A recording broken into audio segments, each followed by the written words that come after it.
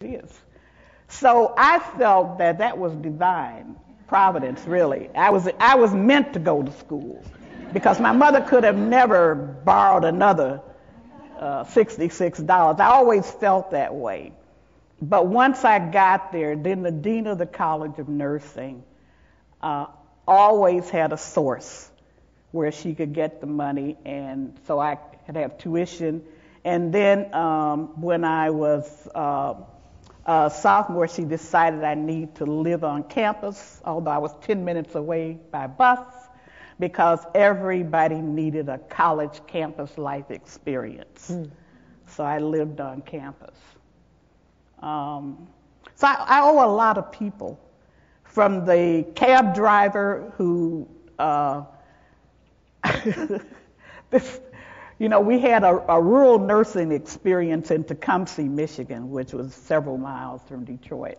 We didn't have a car, and I was to meet one of my classmates to get to Tecumseh, and I arrived, and I thought I was late. And I had taken a cab to get to our meeting point. And when I didn't see her, I panicked and started crying again. And the cab driver said, "What's the matter?"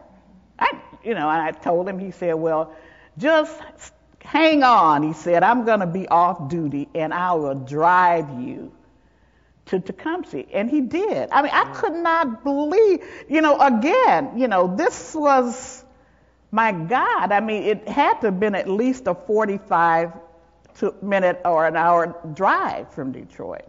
So that was, I felt, at great cost to him. And there was simply no, out of the blue. And so you have these people who are so proud of you, so pleased that you're getting an education, that they're willing to make some kind of contribution. And I always felt that I had to help in any way that I could, help others to have the wonderful experiences that I had. How many black students were in your class? Let's see. There were always black students in the College of Nursing at Wayne State, which is fascinating because I went there. They didn't all, the class ahead of mine was the first class that had all of its experiences in Detroit hospitals. So I started there in 51 and graduated in 55. The College of Nursing didn't started in the 40s, okay? And their first students were RNs who got their bachelor's degrees.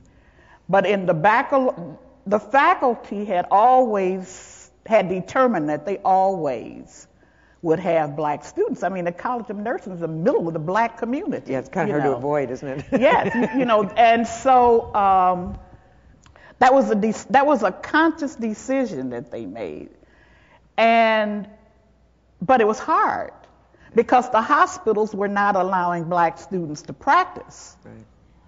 And so it was the dean of the College of Nursing and that faculty who stood fast and said, "You should be ashamed of you." Told the other nursing directors, because all of these hospitals had schools of nursing, "You should be ashamed of yourselves.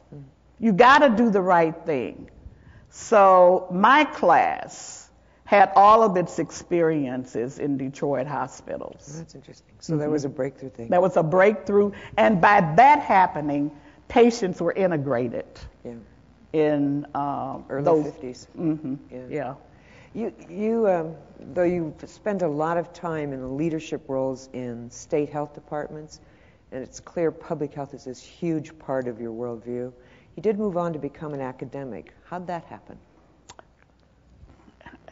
I love these people who plan their careers because I just feel that mine just happened. Hers lands by helicopter, okay? And as I said, I went to Tuskegee because the dean and my public health instructor, Kay Robeson from the School of Public Health decided that I needed to do something else. I needed to make a contribution in some other area, and that it was time for me to move on. You know, they felt I loved what I was doing, and I thought I was pretty hot stuff, and I thought I was moving mountains. You know, I mean, I had all these creative ideas. I made some blunders, you know, naturally, because I knew all the answers. I had a plan for everything. It's always nice to meet omniscient people, yeah.